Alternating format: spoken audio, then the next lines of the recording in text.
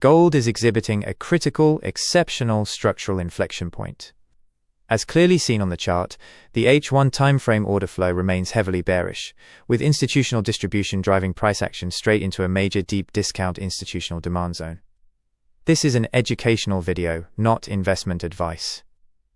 Our detailed market structure analysis displays clear, consecutive bearish break of structure confirmations, locking in a dominant, aggressive sequence of lower highs and lower lows.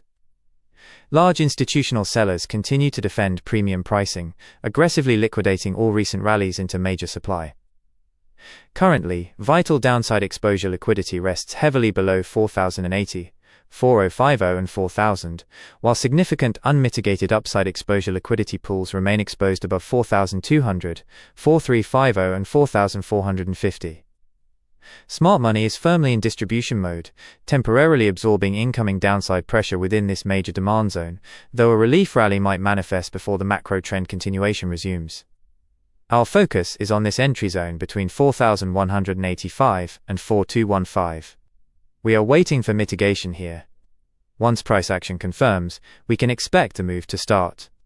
Our invalidation level is strictly set at 4,245. If price breaks this, our bias changes. For our primary bearish execution scenario, the main objectives to completely clear remaining downside exposure liquidity are T1 at 4,080, T2 at 4,050, and T3 at 4,000. Alternatively, if the current institutional demand holds perfectly, and a verified bullish change of character occurs above 4,215, successfully creating a bullish break of structure that firmly holds the subsequent retest, the underlying market structure framework immediately shifts.